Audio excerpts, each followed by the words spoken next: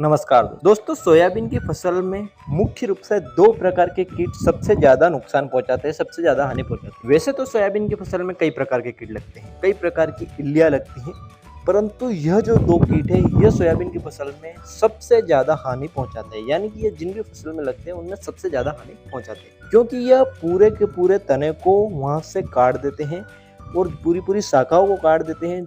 जो शाखाओं पर फल लगते हैं, जो तनों से ऊपर वाले भाग पर जितने भी फल लगते हैं, यह उन सभी फलों से नुकसान हमें उठाना पड़ता है, क्योंकि यह वहां से उनको कट कर देते हैं, जिसकी वजह से ऊपर वाले भाग से जितने भी फल होते हैं, जितने भी हमें उत्पादन प्राप्त होता है, वो पूरा पूरा पौधे से खत्म हो जाता है। इसलिए यह जो कीट है सबसे ज्यादा हानि पहुंचाते हैं। अब दोस्तों, यह दो कीट कौन से हैं जो सबसे ज्यादा हानि पहुंचाते हैं? तो यह दो कीट है दोस्तों, एक तो गडल बीटल, जिसे आप चक्रभंग बोल सकते हैं, जिसे आप डंकर इल्ली या फिर आप तना छेदक बोल सकते हैं। उसी प्रकार एक और कीट है स्टेम फ्लाई, जिसे तना मक्खी कहा जाता है, जिसको भी आप तना छेदक बोल सकते हैं, क्योंकि दोनों कीट तनों में छेद करते हैं। अब दोस्तों, इन कीटों के बारे में पहले हम थोड़ी सी डिटेल समझ लेते हैं, थोड़ी सी बारीकी से इनको समझ लेते हैं, उसके बाद इनके नियंत्रण के ऊपर बात करेंगे। नमस्कार दोस्तों, मैं अर्जुन पाटीदार, आप देख रहे हैं डेली मंडी अपडेट यूट्यूब चैनल। पहले दोस्तों हम बात कर लेते हैं गर्डल बीटल की। दोस्तों, जो गर्डल बीटल रहता है उसकी जो वयस्क मादा रहती है, वयस्क कीट जो रहता है उड़ने वाला, वो वयस्क मादा दोस्त पौधे के तनों या शाखा पर दो गोलाकार छल्ले बनाती है। इन्हीं छल्लों के बीच में वो फिर अपना अंडा देती है। दोस्तों, यह छल्ले आपको शाखाओं पर और तनों पर स्पष्ट रूप से दिखाई देते हैं। इन अंडों से दोस्तों जो भी लार्वा बनता है वह तने के अंदर की कोशिका सामग्री को खाता है, जिससे क्या होता है कि पोषक तत्व उस जगह से ऊपर वाले भाग में नहीं पहुंच पाते और वहां से वो शाखा मुरझाकर झुककर लटक जाती है।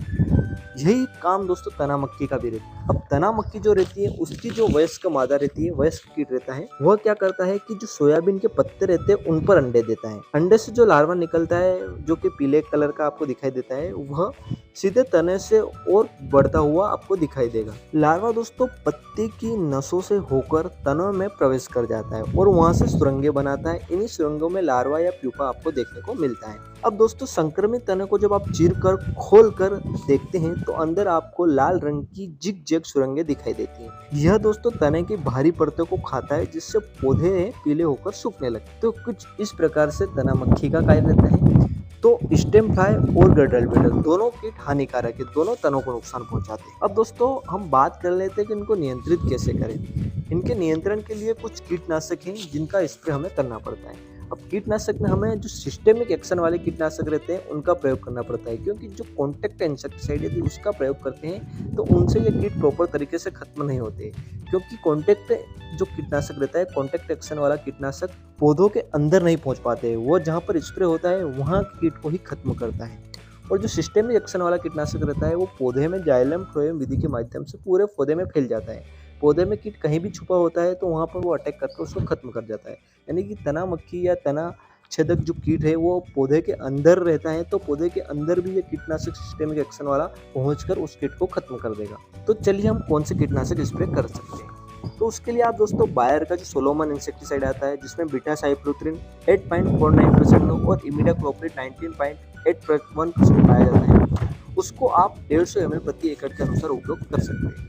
या फिर दोस्तों आप धनुका कंपनी का जो जेपेक इंसेक्टिसाइड आता है, जिसमें थाइमेथोक्सम 12.8% प्लस लेमडा सैलोट्रिन 9.5% जेडसी फॉर्मुलेशन में पाया जाता है, उसको आप 10 ml प्रति पंप या फिर 80 ml प्रति एकड़ के अनुसार उपयोग कर सकते हैं। या फिर दोस्तों आप जो एफएमसी कंपनी की कोराजन आती है, जिसमें क्लोरेंट्रानिलिप्रोल 18.5% एससी फॉर्मुलेशन में पाया जाता है, उसको 60 ml प्रति एकड़ या फिर 6 ml प्रति पंप के अनुसार उपयोग कर सकते हैं।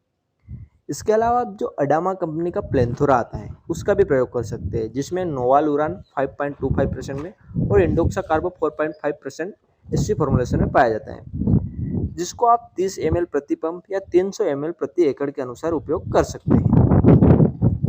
तो कुछ इस प्रकार के जो हमने कीटनाशक बताए हैं, इनका प्रयोग करके आप गर्डल बीटल, तना छेदक कीट, तना मक्खी से छुटकारा पा सकते हैं। यह कीट केवल तना छेदक या तना मक्खी, गर्डल बीटल को ही नियंत्रित नहीं करता है, बल्कि कई प्रकार के अन्य कीट जैसे कि फल छेदक, सूठाए, कैटरपिलर इल्लिया, रस्ट से कीट जैसे थ्रिप्स, माहू, एफिड्स, जेसिड्स, लीफ माइनर, अब दोस्तों हमने इस वीडियो में आपको तना मक्खी, स्टेम फ्लाई, गर्डल बीटल यानी चक्रभंग की चर्चा की है और इसके बारे में हमने कुछ इन्फॉर्मेशन दी है। तो वीडियो अगर पसंद आया तो वीडियो को लाइक कर दीजिएगा। चैनल पर पहली बार है तो सब्सक्राइब करके बेल आइकन को प्रेस कर दीजिएगा।